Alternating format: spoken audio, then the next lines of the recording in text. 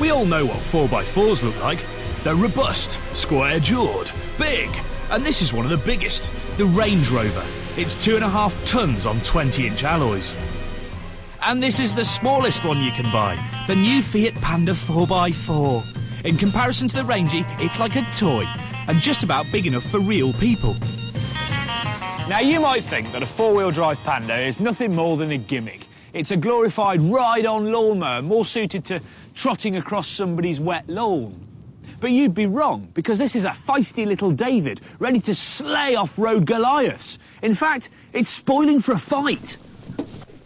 According to Fiat, this car can tackle greater changes of slope than the mighty Range Rover. One of the things about four-wheel drives is the fact that they have these enormous overhangs, and it really limits their off-road performance. Let me demonstrate with my little baby Range Rover here. See, he's trotting around off-road and everything's cool until he tries to get up a slope from the flat.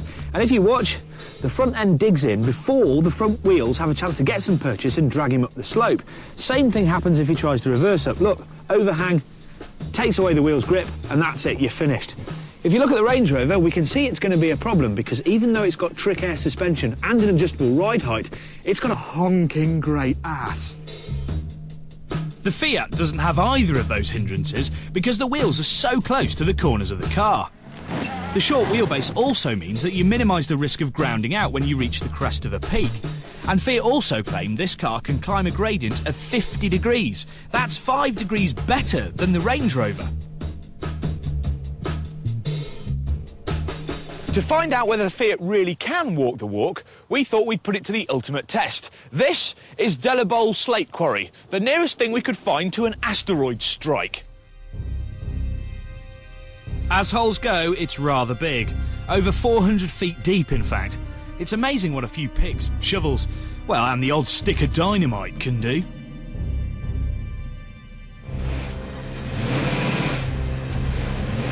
So which of these two is going to be able to dig their way out first? We'll start each car down here and see which is quickest to the top.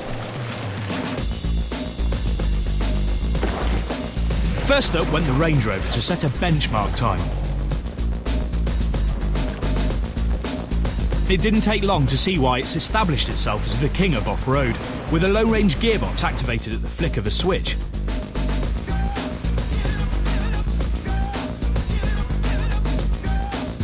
Frankly, the overhangs didn't seem to be a problem. It crushes obstacles and sped over the line in just 90 seconds. Time for the Panda. Under £10,000 versus 60. Oh dear.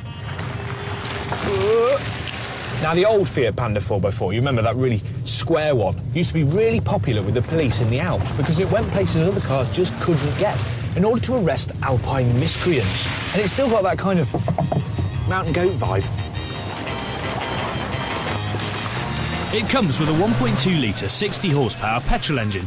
And no, that's not the bottom of the range, that is the range.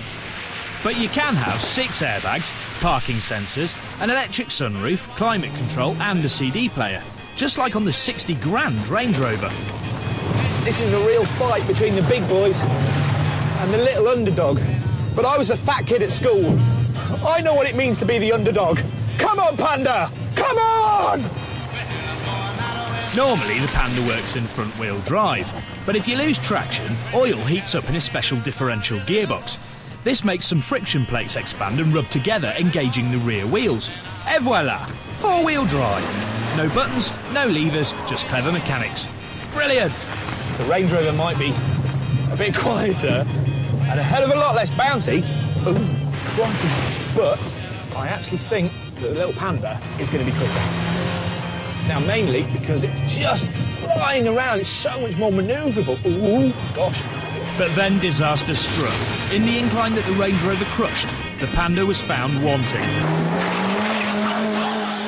Small overhangs or not, the Range Rover's trick 4-wheel drive system offers better traction. That last hurdle cost us 10 seconds. And victory. But remember, the Panda cost just over 9 grand. And with its high driving position, nimble handling and roughy-tufty personality, the Panda 4x4 is ideal for tackling the potholed, crater-filled surface, otherwise known as your typical inner city road.